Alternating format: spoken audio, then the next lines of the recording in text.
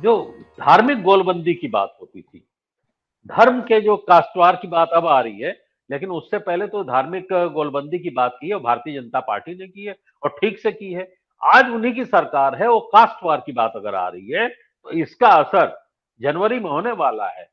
राम मंदिर का जो शुभारंभ होगा वो जनवरी में होगा। उससे पहले ये अगर आंदोलन खड़ा हो गया, बढ़ गया, पिछड़ों का और मराठों का ये टकराव, तो इसका देश पे क्या असर पड़ेगा?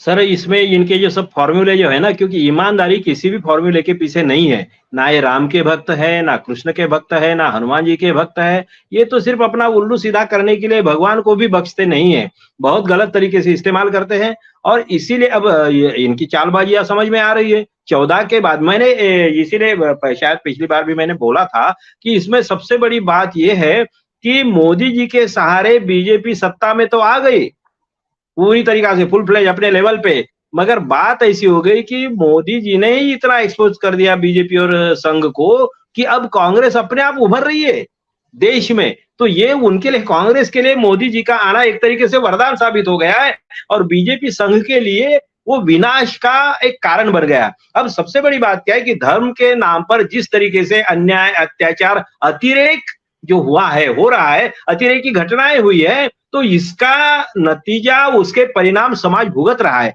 उनको समझ में आ रहा है, बोलते नहीं है, ये बात सही है, मगर ये बात भी सही है कि जैसे एक ने बोलना शुरू कर दिया तो जुडिशियरी भी बोलना शुरू कर दिए, तो प्रेस में भी कुछ मीडिया, प्रिंट मीडिया में भी आ रहा है, तो मेन मीडिया में भी आ रहा है। सोशल मीडिया ने तो बहुत बहुत बढ़िया तरीके से लड़ाई मोदी जी के खिलाफ में अन्याय, अत्याचार और धार्मिक ध्रुवीकरण के मामले में लड़ी है, इसमें कोई शक नहीं है। अब ऐसे इसमें क्या हो गया कि इनके सारे हथकंडे फ्लॉप हो गए।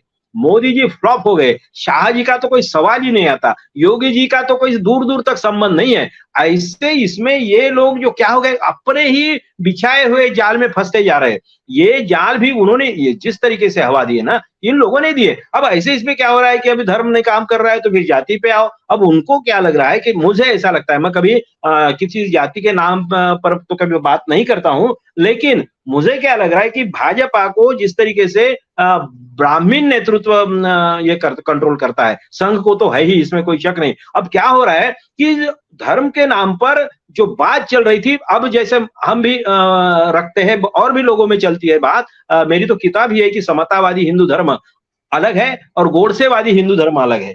हम जो बोलते, आप भी अगर हिंदू बोलते हैं खुद को, मतलब आरएसएस और बीजेपी बोलती है, तो भाई आप गोडसेवादी हो, या हम गांधीवादी हिंदू है अगर है तो। अगर आप क्या बोलते हैं वो सॉरी, मनुस्मृति वाले हिंदू हो, हम नहीं है, हम समतावादी हिंदू है। तो इस तरीके की बातें लोगों में शुरू हो गई है, और इसीलिए आप अगर है तो सनातनी है भाई, ये चातुर्वर्ण्यवादी लोग हो, तो इस तरीके की बातें लोगों में बहुत बड़े पैमाने पे फैल रही है। लोग ऐसी बातें कर रहे हैं, लोग बोल रहे हैं कि हाँ ये अलग हिंदू है, हम अलग हिंदू है। तो ये इसीलिए क्या होगा कि इनके हाथ से सब निकल जाएगा। ये जाति वाला भी मामला, ये शायद ऐसा चाहते हैं कि अगर ब्राह्मण अकेला पढ़ रहा है तो उसके लिए मराठा को तोड़ दो ओबीसी से, मराठाओं को तोड़ दो ओबीसी से, क्योंकि भी क्योंकि वो भी अपर कास्ट ही है, उस हिसाब से अपर कास्ट है, और सत्ता में सबसे ज्यादा बेनिफिट जो है, बेनिफिशियरी जो है, तो मराठा नेतृत्व है। इसका मतलब ये नहीं कि मराठाओं की परिस्थिति गरीब नहीं है। मराठाओं, जैसे कि अभी अनिल जी ने कहा है कि माथाड़ी कामगार, हमारी का काम करने वाले कई गरीब मराठा है, ये सच्चाई है। मगर इसका मतलब ये भी नहीं है कि उनकी गरीबी से तुलना की जाए तो कुणबी समाज, जिसमें वो चाहते हैं कि सर्टिफिकेट हमको मिल जाए और मराठाओं को कुणबी का सर्टिफिकेट दे दिया जाए, तो गरीब कुणबी की हालत देखे, गरीब कुणबी की परिस्थिति देखे और गरीब से गरीब मराठा की परिस्थिति देखे, इनमें अगर तुलना करें ना, तो मराठा कई गुना अपर है, इसमें कोई शक नहीं। कोकण में आज भी कुणबी समाज के लोगों को पानी, कुएं से पानी पीने में भी तकलीफें होती है। उनके घर तक, वाड़ी तक, जो गांव होता है छोटा, वहां तक जाने के लिए रास्ते नहीं है। उनके साथ जो अन्याय अत्याचार किया जाता है, बहुत ही गलत। अब क्या बताए, खैर छोड़िए, वो बात नहीं है। तो कहने का मतलब क्या है, मराठा और कुणबी अलग है, मगर ये बीजेपी ने शायद ये सोचा होगा कि चलो अपर कास्ट वाले अपने संख्या बढ़ाते हैं, तो इस चक्कर में मराठा नेताओं को भी लगा कि यार ये कहाँ बीच में घुस रहे, तो चलो हम इनके साथ में जोड़ देते हैं, इनके साथ में रहते हैं, सत्ता इनके साथ में रहती है, चलो अब हम भी इनके साथ में जाते हैं, मलाई खाते हैं। जो भागने वाले लोगों में कौन है, ज्यादा से ज्यादा मराठा नेतृत्व है, कांग्रेस कांग्रेस के भी भागे, राष्ट्रवादी के भी भागे, बाकी लोग भी है थोड़े बहुत, मगर सबसे ज्यादा लोग जो मराठा नेता है। तो ऐसे इसमें वो बीजेपी का दांव उल्टा पड़ गया, क्योंकि जैसे बीजेपी को छोड़ रहे हैं, जैसे फडणवीस को छोड़ दे रहे हैं, फडणवीस की हालत बहुत खराब होगी देखिए महाराष्ट्र में आने वाले चुनाव में। तो वैसे ही क्या हो रहा है कि जैसे ही मराठा नेतृत्व ने, मैं पूरे मराठा समाज की बात नहीं कर रहा हूं, क्योंकि मराठा नेतृत्व ने जैसे ही ओबीसी के इसमें घुसने की कोशिश की, वैसे ही ओबीसी अलग हो गए और ये अलग थलग पड़ गए नेता लोग। अब इसमें गड़बड़ क्या है, इसका रिजल्ट क्या आएगा? तो ये ओबीसी या मराठा नेताओं के मामले में ये जो सब पाप किया हुआ है ना आज तक, तो इसके जिम्मेदार मैक्सिमम मराठा नेता ही है। आपके साथ में यार 21 मुख्यमंत्री बनते हैं, आधे आधे मंत्री रहते हैं, और फिर भी आप अगर अपने समाज के लिए कुछ नहीं कर पाते हैं, तो फिर बाकी लोगों का क्या? तो इसीलिए इन लोगों ने वंचित मराठा वर्सेस वंचित मराठा वर्सेस प्रस्थापित मराठा, यही लड़ाई है। वंचित ओबीसी वर्सेस प्रस्थापित ओबीसी, यही असली लड़ाई है। और हम ये चाहते हैं कि इन लोगों ने समझना चाहिए, वंचित मराठाओं ने समझना चाहिए, और इन प्रस्थापित मराठा नेताओं से किनारा करना चाहिए, उनसे किनारा करना चाहिए, उनसे अलग हो जाना चाहिए।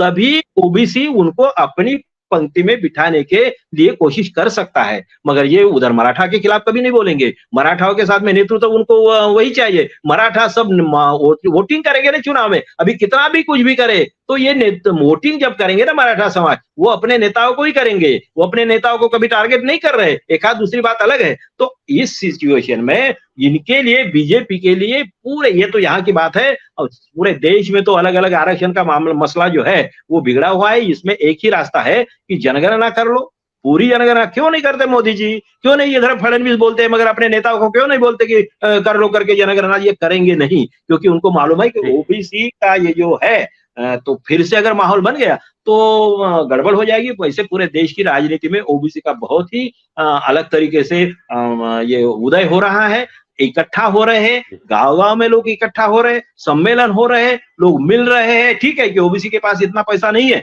ये मानता हूं मैं, क्योंकि उनके पास सत्ता भी उतनी नहीं रही, मंत्री पद भी रहे थोड़े बहुत, मगर उतने की पोस्ट नहीं थी उनके पास में, ये बात सच है। एक आधे भुजबल की बात अलग है, छोड़ दीजिए। मगर तो इसीलिए मराठा समाज नेतृत्व संपन्न है, वो अपना खेल करना चाहता है, मगर वो भी फंस गया है, फडणवीस भी फंस गए, बीजेपी फंस गई, संघ फंस गया, और ये देश के लिए भी खतरे की बात है। सही बात है, महाराष्ट्र के लिए तो बहुत खतरे की बात है। तो नए सिरे से हमें इसकी ये करनी होगी, नई समीक्षा भी करनी होगी, और उसी हिसाब से प्लान भी करना होगा। सत्य हिंदी का ऐप डाउनलोड करें गूगल प्ले स्टोर पर।